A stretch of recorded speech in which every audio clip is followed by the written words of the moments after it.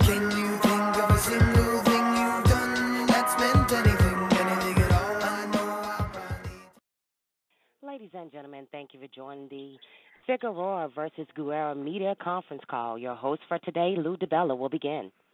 Thanks, everybody, for joining us for the main event conference call for the PBC on FOX and FOX Deportes show on July 15th, live at 8 p.m. Eastern Time, 5 p.m. Pacific Time on FOX, but live at NYCB Live, home of the Nassau Veterans Memorial Coliseum in Uniondale, New York.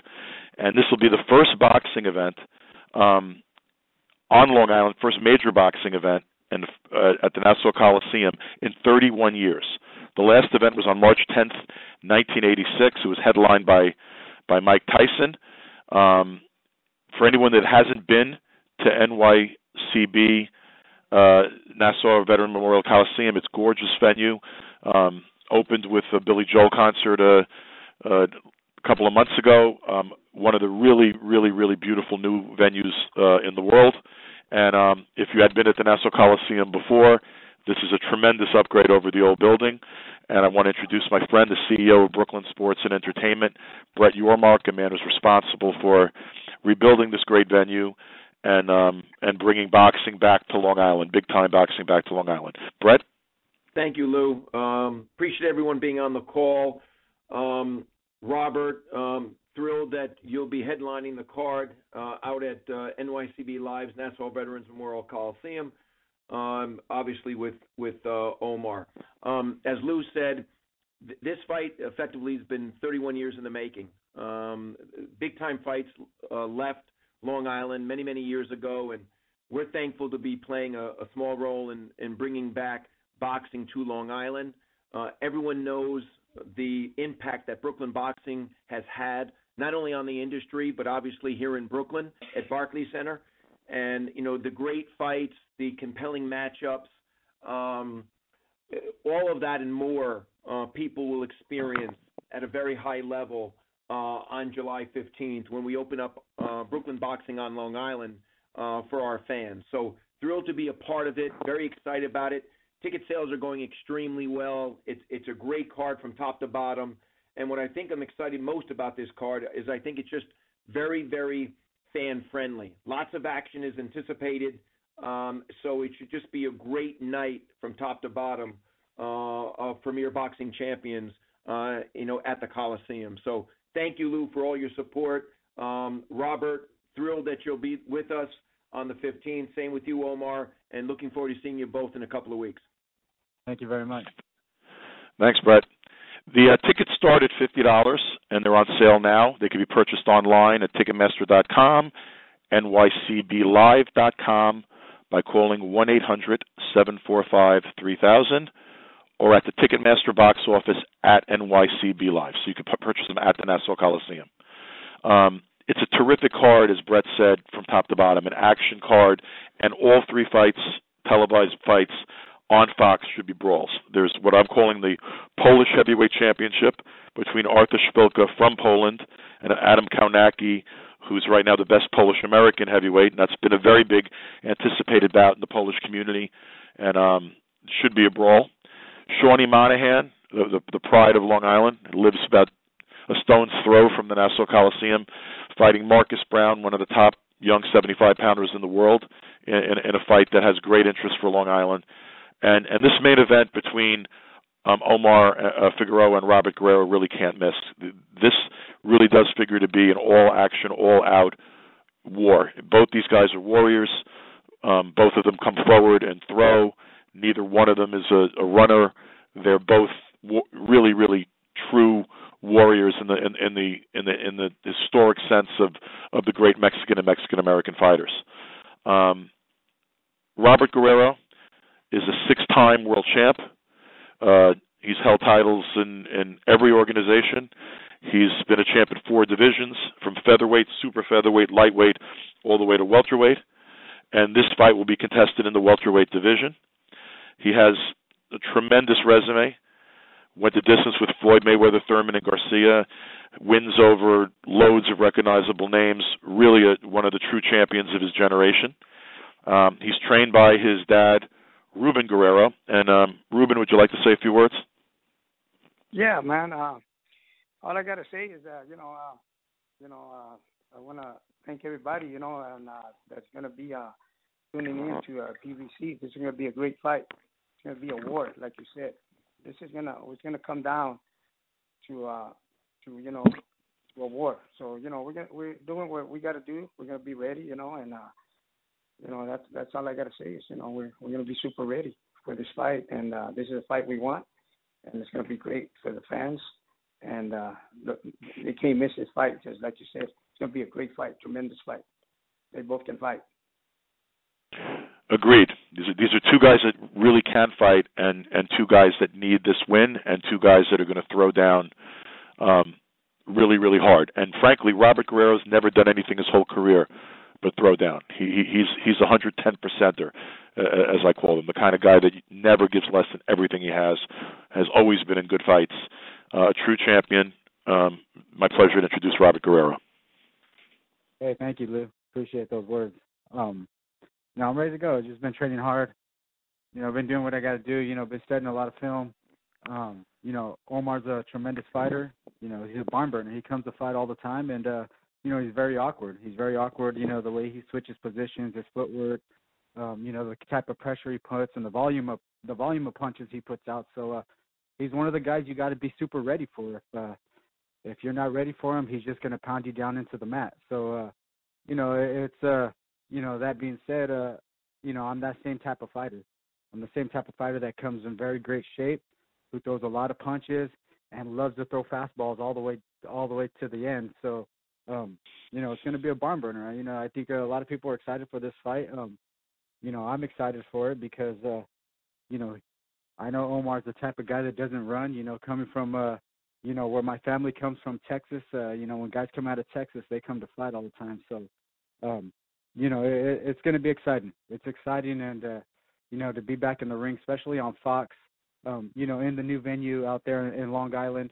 I'm really pumped up to be able to have the opportunity to come out and fight on the East Coast, and I know I have a lot of fans out there, and it's going to be a treat, especially getting in the ring with a guy like Omar, who comes to fight. So man, I'm excited for this. I've been training hard, like I said. And, been doing all the homework I need to do. Some fights I come up short. It's just it comes down to lack of preparation. And, for this fight, I'm going to be very prepared for it. And like you said, Lou, this is a must-win for both of us. So I can't wait to get out there, in July and take care of business. Thank you, Robert. And like Robert said, this really does. Guys from Texas, they throw down. Guys from California, they also throw down. I expect this to be the kind of fight in the vein of a Gaddy Ward or a Salido Vargas or a Vargas Mayura. This is a must-win fight in a lot of ways for both Robert and for Omar, and I don't see how this fight can miss. I'm expecting the main event of the show to be a Fight of the Year candidate. And now I'd like to open up for questions. Marquez Vasquez. Yeah. That's another great example. Exactly. I'm going to open up for questions for Ruben and for Robert. Ladies and gentlemen, if you have any questions at this time, please press star 1 on your telephone keypad. Again, ladies and gentlemen, if you have any questions at this time, please press star 1 on your telephone keypad. And I'm waiting for callers to join the queue at this present time. Well, our first question is going to come from Jack Hirsch from Boxing News. Please go ahead. Yeah, hi, to Robert Guerrero. You mentioned you lost some fights because of a lack of preparation before. I mean, what would be different this time? Getting back to the basics. It's like in any sport, you got to come back to the basics and not just, have an ego and just think you're going to mow everybody down and put that pressure and just knock somebody out. When I came up to 147 pounds, I had something to prove. Everybody's saying that I'm crazy. I'm too small for the weight class. So it went to my head thinking, hey, I gotta mow these guys down. I gotta show them I'm big enough to be here and bad enough to be here. And it's not a smart fight. My father would tell me things in the corner, and it'll go in one ear and out the other, and I would do what I want. And that comes down to lack of preparation. Mentally, just blocking stuff out and just going. Where you got to be smarter than that in the ring and use your head. So we went back to a lot of things we've been doing before in the ring, where what got me there, what got me to be able to get up to 147 pounds and wreck through different weight divisions. So getting back and getting back to those basics and using your God-given abilities is what gets you there, to the show. And if you don't use them and throw them out the door, you go back to square one.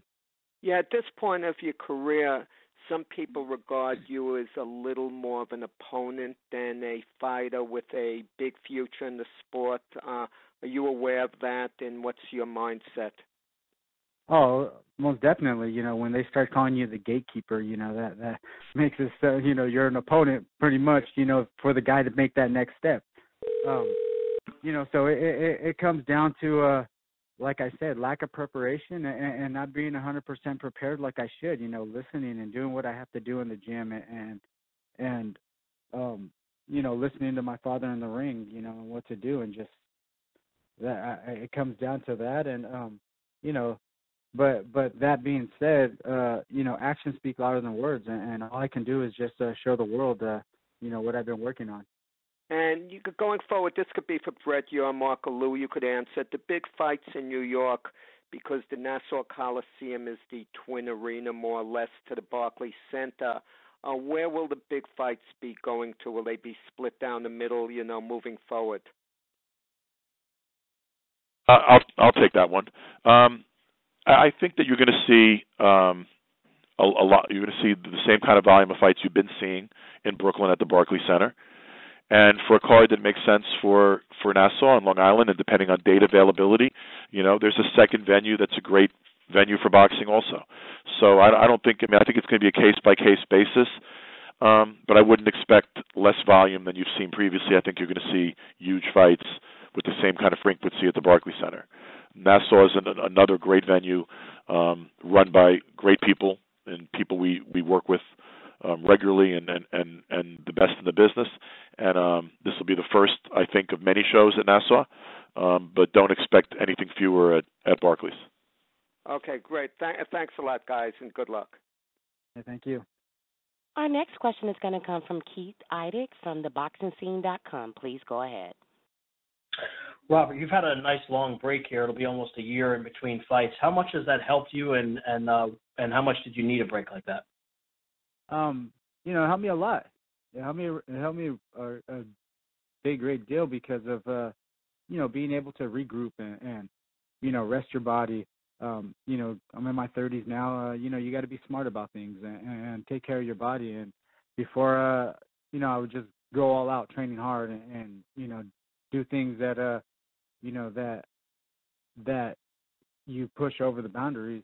It's being smart about things, and then also to, like I said, being able to look back at everything and regroup, what I'm doing wrong, the preparations and really assessing everything in my career and what took that left turn and get right back on path where I'm supposed to be. And it just really helped out a lot, and being ready for this next fight. I having a great camp so far. I'm excited. I feel great. My body feels good. I'm doing a lot of things that I haven't been doing in a long time. So, I'm going to be ready for this fight, and I'm excited for it. What are some of the things that you haven't been doing that you hadn't been doing that you're doing now? Using my head. Using my head in the ring, not being smart about things. Just like I said earlier with the other question was, not listening in the corner, just wanting to mow people down. Getting out there and just, trying to make a statement and prove a point to everybody that I can fight at 147 pounds and pretty much, excuse my language, but, my dick's bigger than yours, pretty much. That's the type of mentality you're going out there with, and it's one of those things where in this game at 147 pounds with all the talent out there, guys like Danny, guys like, Porter, you got, Keith Thurman, you got Soma, you got Errol Spence, you got all these guys, everybody's putting their skills to work, and you're the one that's just coming in and just trying to mow guys down. it doesn't work. It doesn't work with the type of talent that's at 147 pounds right now. You mentioned earlier about the words gatekeeper and opponent being used as it pertains to you. How much motivation has that given you as you've trained for this fight? Oh, it gives a lot of motivation. You want to be known as one of the top fighters in the division and one of the best, and to be able to be there and be categorized as a gatekeeper or the stepping stone for this guy. If he can get past this test, he's on his way. No, you want to be the guy that they're on their way to. So it does motivate you. It gets you excited, gets you out there to work hard and really look back at everything and think about what you've been doing in the ring and being smart about things. So it really does light a fire under you. You get a lot of fighters who go out there and say, "Oh, I've had the best camp ever, this and that, and I've been doing this and blah blah blah." But 90% of the time, when a guy's when he's doing really good, and that adversity is not there, they don't change anything. They just keep going about their thing. So when your back's against the wall, and you got to fight your way out. That's when you got to use your head. You got to be smart. You got to say, hey, you know what? Let's see what's going on. Let's see why we're in this corner, and let's take care of business. Robert, Figueroa is obviously a relentless guy who's always coming forward and everything. Can you kind of assess him as a fighter and maybe what some of his strengths and weaknesses are? As far as Figueroa being a fighter, he's a very tough guy. Volume puncher, can take a good punch, puts tremendous amount of pressure. And, but there's a lot of flaw in his style. There's a lot of flaw you can capitalize on. But that being said, also, the type of style he brings, makes things very awkward for other guys.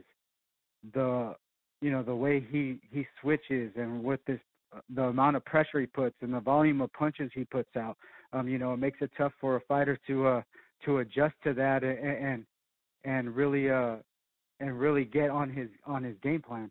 He, like I said, he's a tough guy. He comes to fight, throws a lot of punches. He's very awkward. It's about putting your game plan together and, being smart and not letting yourself fall apart during the fight. I noticed a lot of fighters he's fought, with the amount of pressure and punches he throws and his awkwardness, they tend to fall apart, as they go through the fight, and then, they start to lose their game plan. And, you got to be really headstrong in there and be able to, stay on your game throughout the whole fight. He's only fought at welterweight one time. It was a little over the welterweight limit. How much of an advantage do you feel that is for you? You can say it's an advantage, or it depends how he steps in the ring. You can say you have the advantage because I've had more fights at 147 pounds, but then also you can say, hey, you know what? I've had some wars at 147 pounds. And, with him, coming from the lighter weights coming up, he's more fresh. He's had some time off. He's been training. So, hey, you know what? It all, time will tell, how it's going to go down in the ring. Thanks for your time, Robert. Yep, thank you. Our next question is going to come from Lim Satterfield from the Boxing Premier Champions. Please go ahead. Hey, Robert, how are you doing? All right, how's it going? I'm blessed, man. Hey, listen, when you jumped 2 weight classes and fought Selçuk Aydin, what were you thinking when you did that?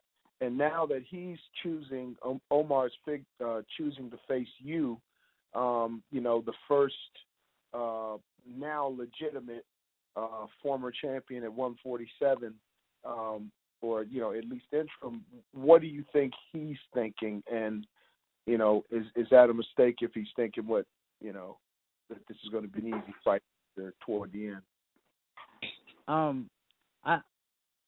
I don't think he's thinking it's going to be an easy fight, knowing my background and how I come and what type of fighter I am. But, when I jumped up in weight and fought, Aydin, it was one of those things where I had a spectacular fight. I was on my game. I was boxing good. I was inside good. Outside, I was moving. and hit him with some shots, hurt him.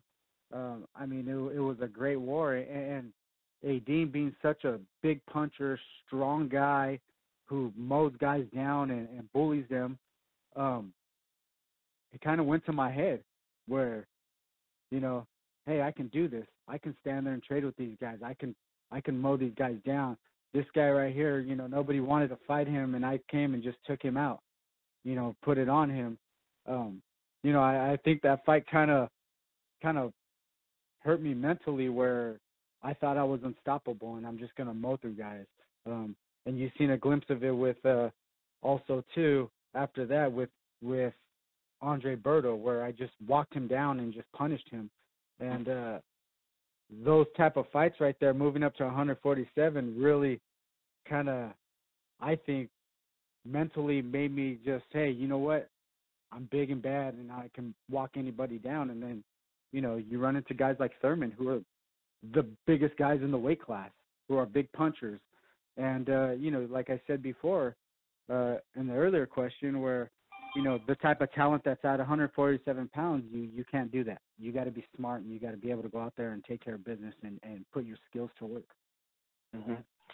So what do you think that he might be thinking similarly, or do you think he, unlike you challenged a tough guy that nobody beat before? Do you think he's thinking the same thing, or do you think he's looking at you as the easier of other potential choices at this weight? No, I think he's looking at this fight as I'm a fighter. I come to fight no matter what it is. Okay. And,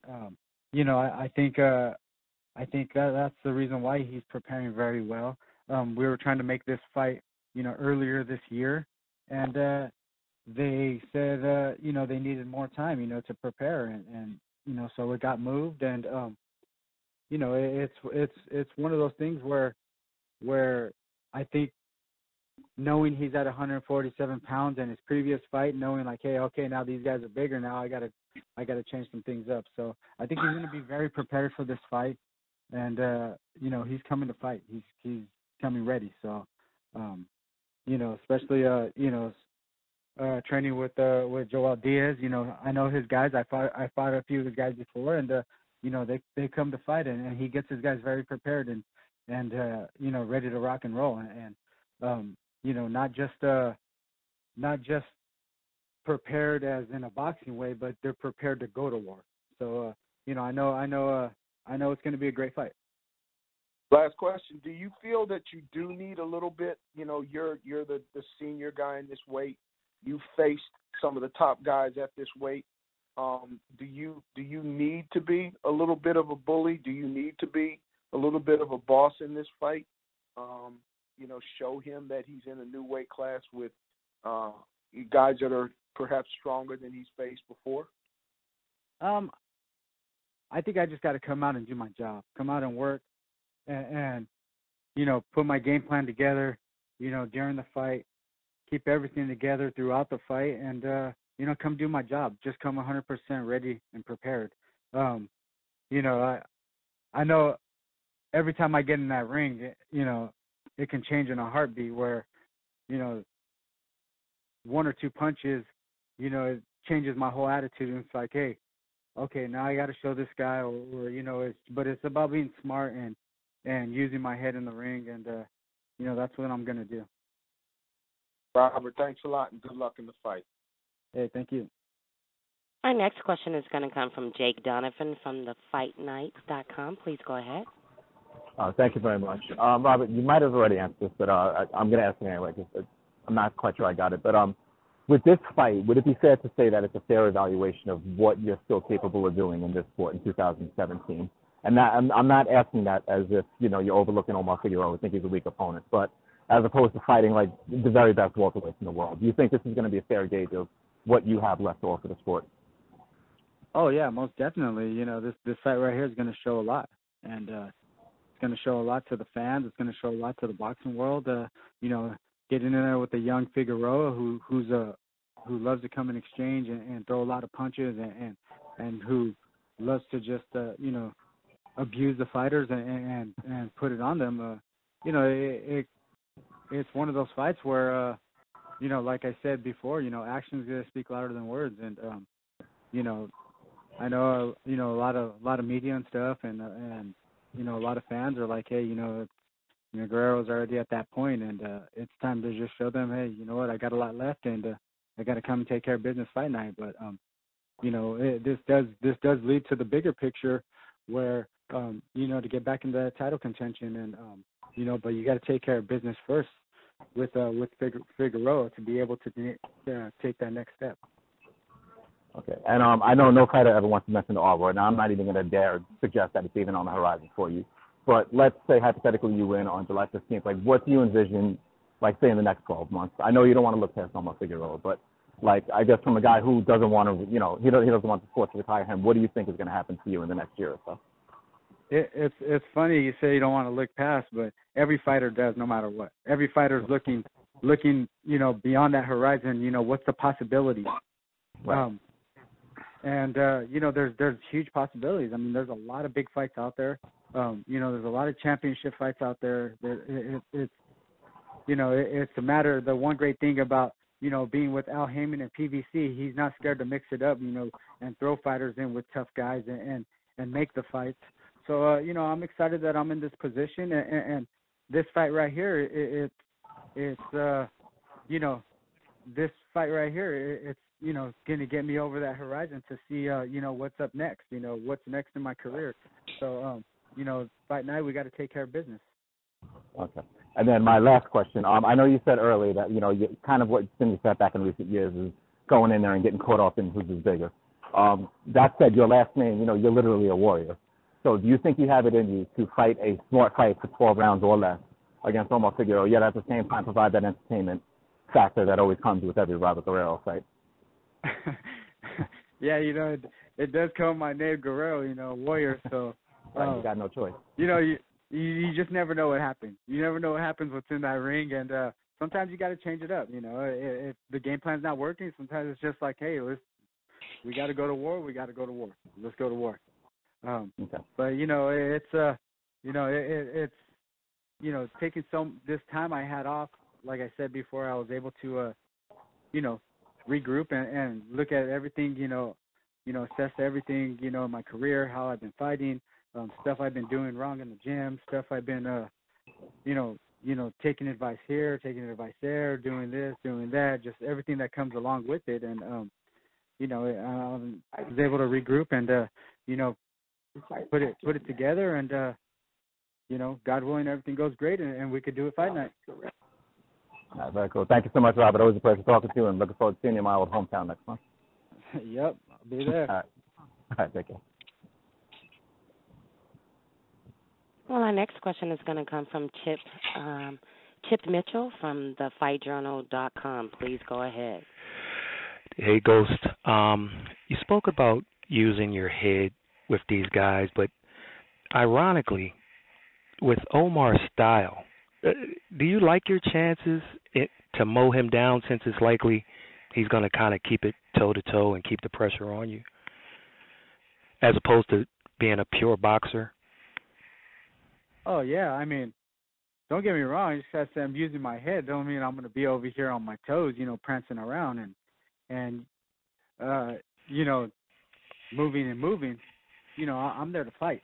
I'm here to fight, and, you know, when it comes down to talking about using my head, I'm talking about putting all my skills to use and you know, doing things that I haven't done in the boxing gym, you know, listening to my father in the corner on taking advice on what I need to do and what I need to change up.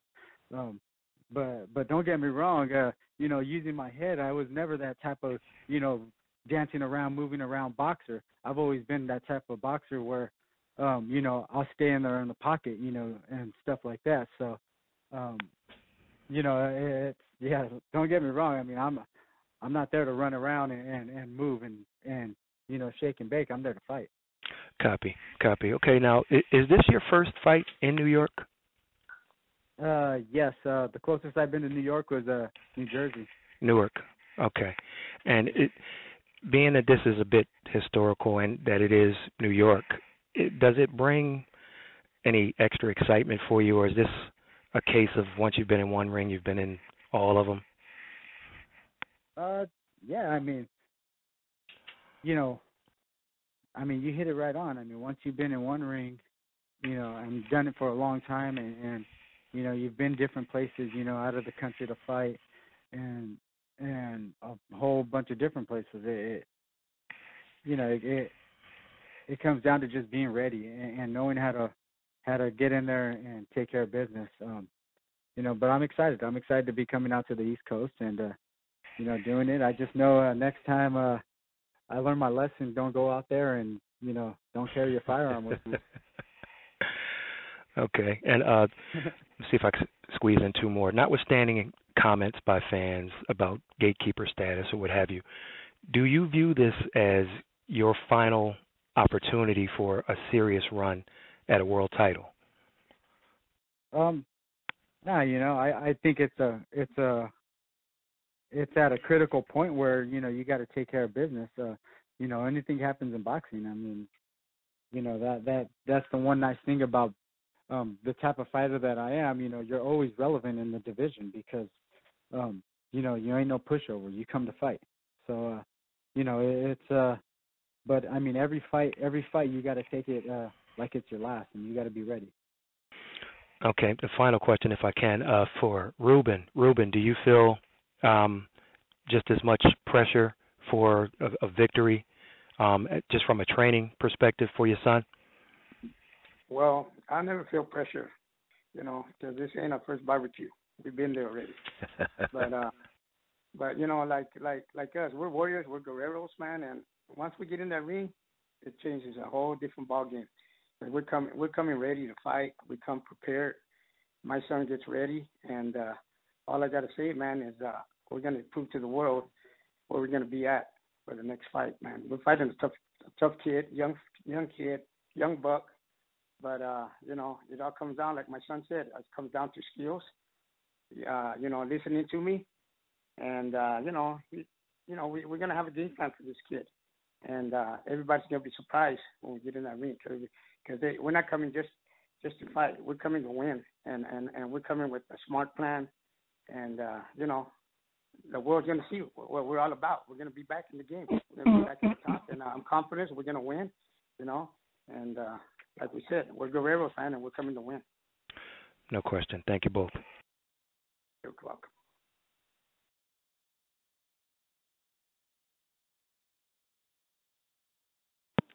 That was our last question for Robert Guerrero. Mr. Bella? I believe we still have one more for Robert. Omar was on. Is Omar on now? Yeah, I'm here. Great. Okay, actually, yes, that was the last question then for Robert. So, Lou, are you on? Joel Diaz is also here. Oh, good. Okay, Joel. So, Robert, do you want to make any kind of closing statement, and then we're going to switch over to Omar and Joel? Yeah, I'm just ready to go. I'm excited for this fight. How's it going, Omar? See you July. How you doing? I'm excited. And let's say what's up to Joel. I haven't seen you in a long time. How you been? Just ready to go. Can't wait for the fight. I'm excited about this fight. It's a big opportunity on Fox, and we're going to be ready. We're going to be ready to take care of business, and see you guys fight night, and let's get it on the road.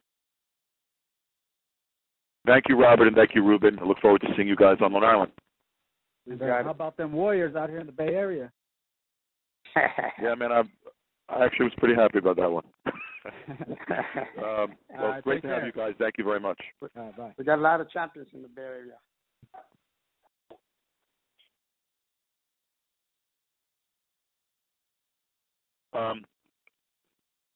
Now I'm going to turn this over to Team Figueroa. Omar 26-0-1 with 18 KOs. Former WBC lightweight champion. He moved up to welterweight in 2015. He's got a load of good wins. Real warrior, the same kind of vein as Robert, and this figures to be an all-out brawl, as we've been saying. He's got one of the best trainers in the business, the guy that I have tremendous respect for. I think is very few better right now in boxing than Joel Diaz. And Joel, do you want to say a few words? Well, thank you guys for having us here. You know, like Robert said, you know, we're there to put up a great fight. Omar has been here since the beginning of the year. You know, he took care of his issues. You know, he had a little bit of issues and took some time off, well deserved. You know, he had a great career, tough fight. Omar is the type of fighter that people want to see, as well as Robert Guerrero. They come to fight. That's why I think this fight, it's a great fight for the fans. Omar and Robert, I think they're going to give the fans what they want to see, a great, exciting fight. And you know, preparation for Omar Figueroa has been great. You know, one of his you know, little toughest things in preparation is his weight, and that's not an issue anymore. He's been doing really, really well. In the past, I know he had little bit of injuries on his hands in training, and that's what we focus on, maintaining them, and so he's healthy. He's 100%. Had no injuries whatsoever. So for July 15th, Omar Figueroa will be 100% ready to give the best of his ability and come back with a victory. I want to say thanks to Robert Guerrero, being such a professional person. You know, known him for a while. It's been a while I don't see him, and you know, I'm looking forward to see him July 15th. Thank you, Joel. And now with a record of 26-0-1 with 18 KOs, former WBC lightweight champion, one of the best young welterweights in the world, a guy who's a warrior in the truest sense, like Robert Guerrero, which is why this is a can't-miss fight. My pleasure to introduce Omar Figueroa. Omar? Yes, sir. Let's say a few words. Well, first off, I want to say thank you guys for having me on, and thank you to Robert Guerrero and his camp for accepting the fight. And I mean, I'm not at a loss for words when it comes to how excited I am to be back. And I've missed everything that has to do with this. You know, I've been on the big stage before, and I mean, at the same time, it's not something that I crave. I'm not about the whole spectacle about boxing. I feel like I enjoy it in a pure form. I like the challenge.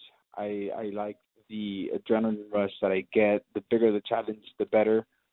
And you know, the thing that happened was that the challenges were getting to be too big because I wasn't able to prepare for fights properly. I had injuries and I had this and I had that, and it was just getting to a point where I was killing myself to be on that stage and at that level. And that's why I took this break. I'm back now. I've been training here with Joel since January, and it's been great. I feel great. My body is healed. My mind is relaxed, and that is all I could ever ask for. So July 15th, I should be at the top of my game, if not close to it.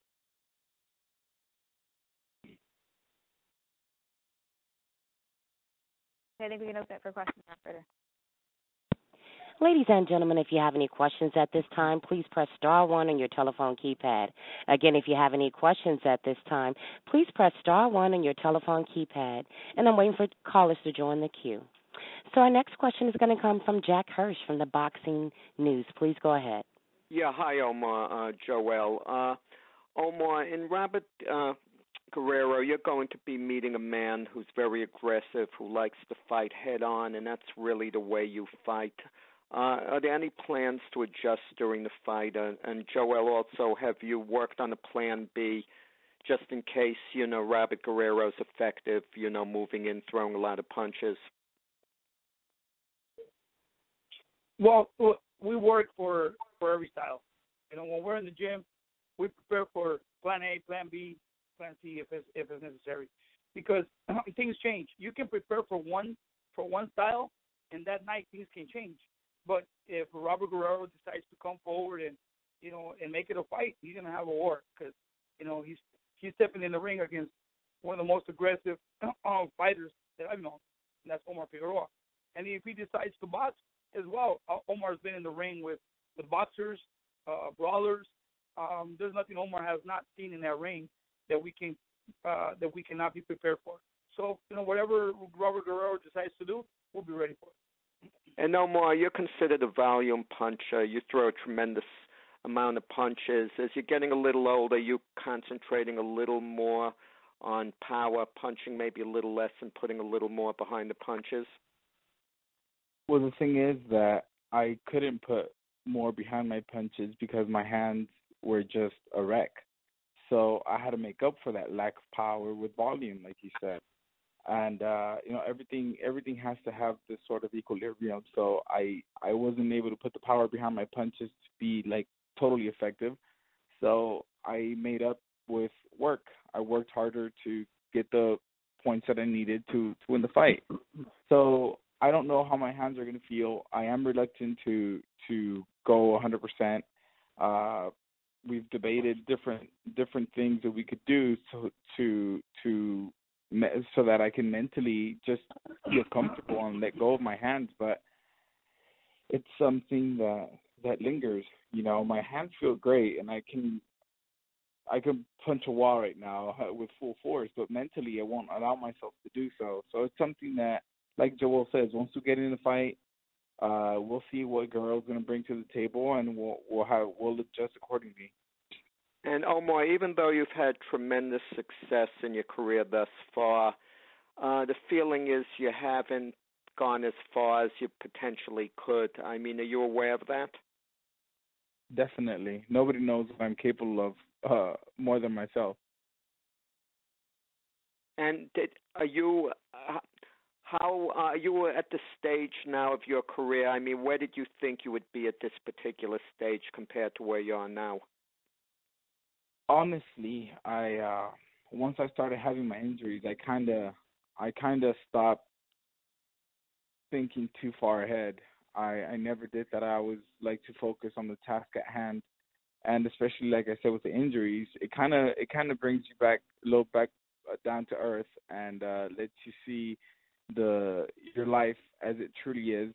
And so I was taking it one fight at a time. I am just grateful that I'm able to be at this stage and to perform at this level and to have the honor of being in the ring with these kinds of guys and to work with, one of the top trainers in the world.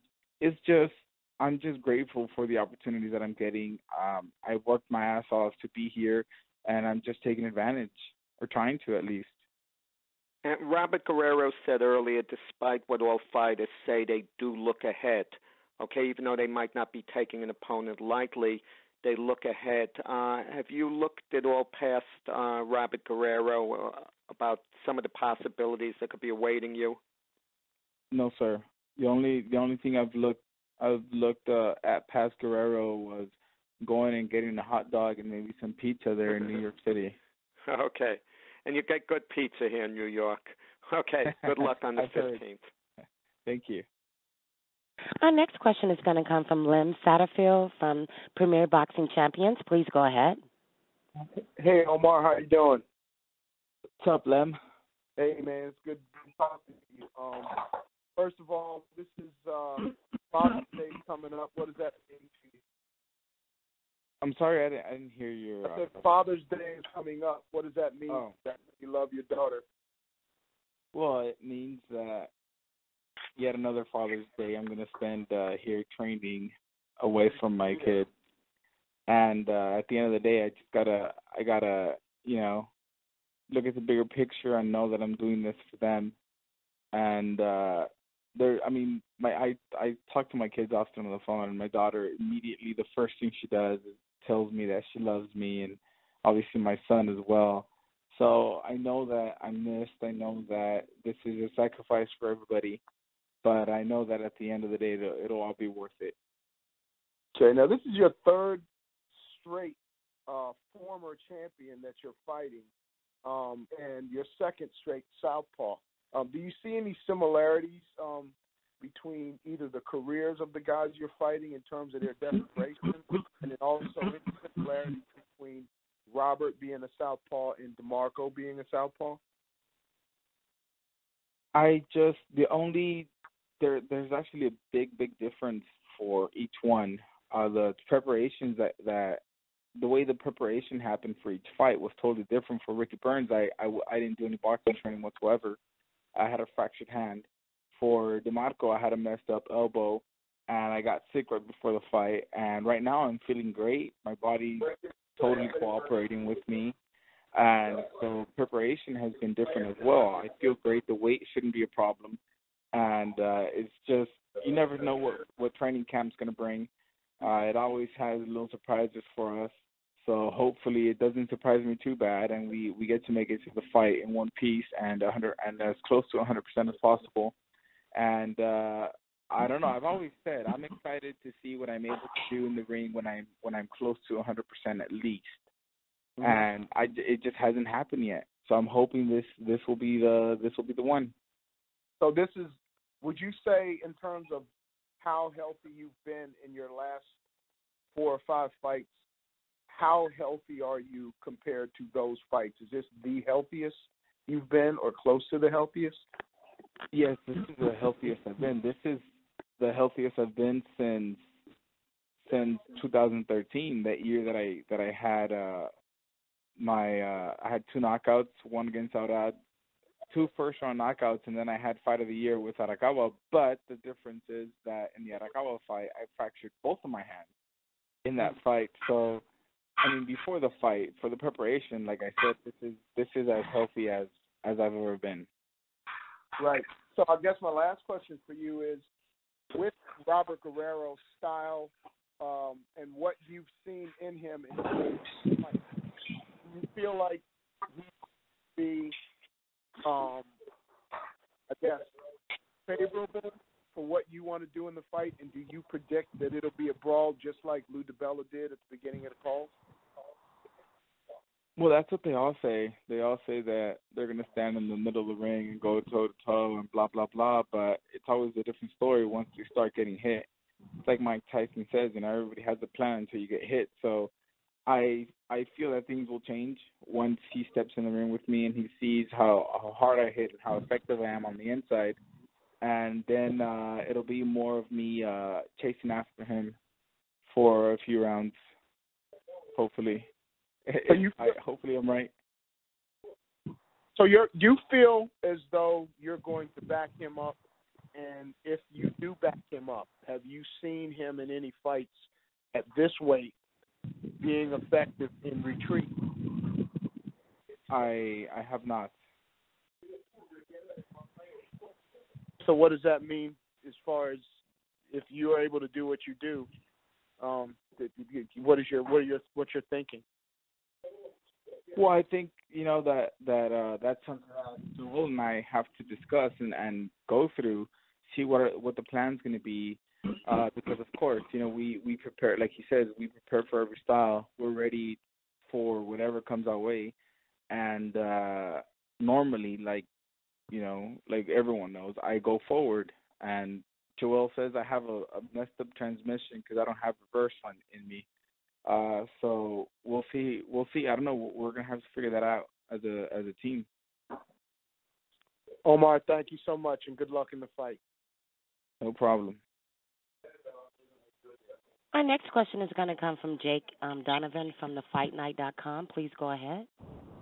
Thank you very much. Omar, first of all, welcome back. It's been a long time coming for you. I know you missed it. That said, did it kind of ease the pain watching your brother Brandon develop in the ring for the past year? I know you've been a constant presence in his career. Yeah, no, I mean it's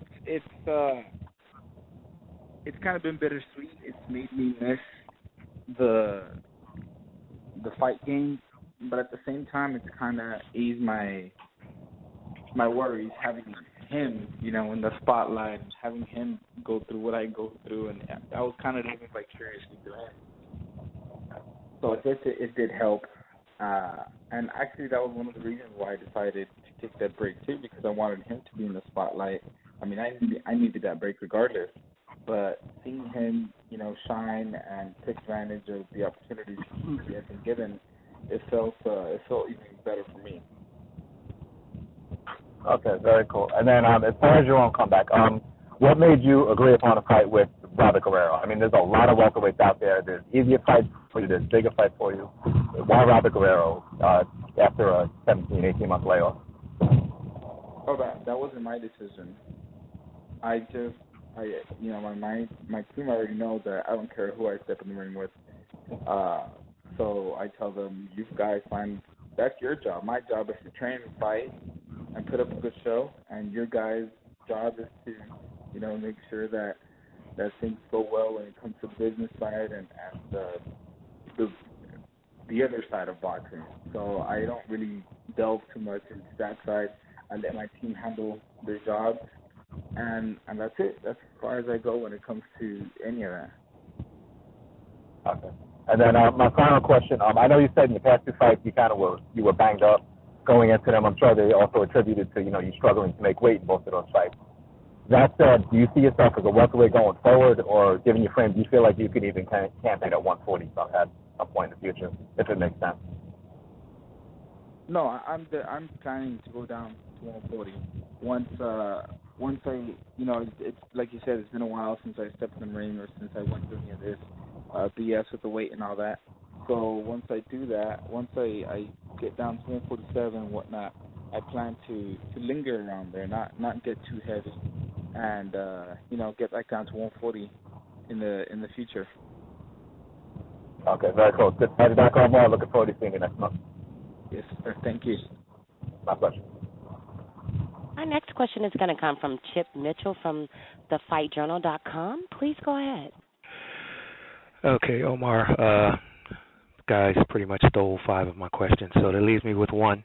Have you done anything experimental for your hands, such as from the small, like changing gloves or wrapping them differently, or to something more cutting edge, like looking at different technology that might be out there? No. There really isn't much I can do. I mean, for like you said, from trying out different way to wrap my hand, different padding, different gloves. Aside from that, really all I did was give my hands time. I mean, I've done some crazy stuff before. I've gone to some experimental doctors before that believe in all this different kind of medicine, and they've injected this sort of monkey blood on my hand. I've had acupuncture. I've had all sorts of crazy stuff done to my hands in the past. But it's been 3, 4, 5 years since I've done that. I've stuck to more, I guess, conventional methods. Not that they didn't work or anything. At that point, when you're desperate and you just want healthy hands, you'll do anything to have them. But no, aside from, like I said, just trying out different paddings, different ways of wrapping them, being careful. That's one thing that I do too. I'm which actually I get in trouble for. Joel gives me shit for not going all out in sparring and whatnot. And he goes back to the good old days when I drop everybody in a round or two. And I tell him, I wish I could do that, but things are different, coach. I got it. So that's basically it. Okay, thank you, champ. And my only other question is for Lou. Is Ford Amphitheater, will that be considered for future bouts?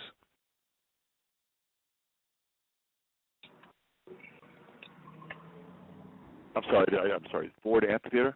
The Coney Island boardwalk location, will that be considered again where the Spence Jr. Bundu took place as a venue to host fights again? I mean, it's a nice venue, for the summer, sort of early fall months. So it's still a possible venue. Obviously, we had a good time there doing the Spence Bundu. That was the same card that we did. The girls fight with Heather Hardy and Shelley Vincent. So I mean, it's a possible venue for the future. But it's not really for an event of this magnitude. Okay, thank you. Our last question is going to come from Mickey Marcello from the Sea Cliff News. Please go ahead. Hello, Omar. Yes, sir. Welcome to Long Island, Omar. A fight like this, everyone's hyping it as fight. Does that add any pressure to you as a fighter?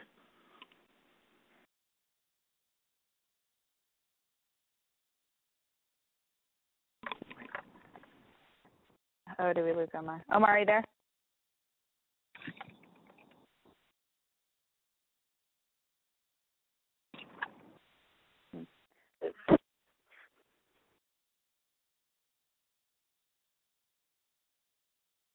I think we may have.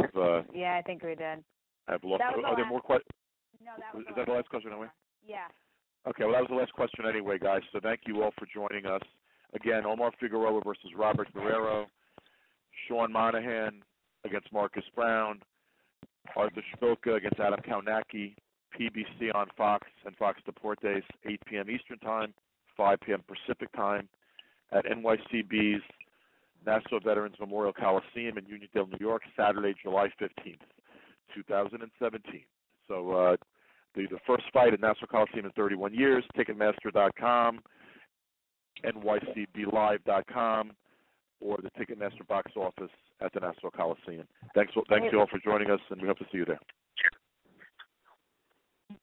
I would like to say thank you, ladies and gentlemen, for joining me. I'll disconnect, and I hope you have a great day.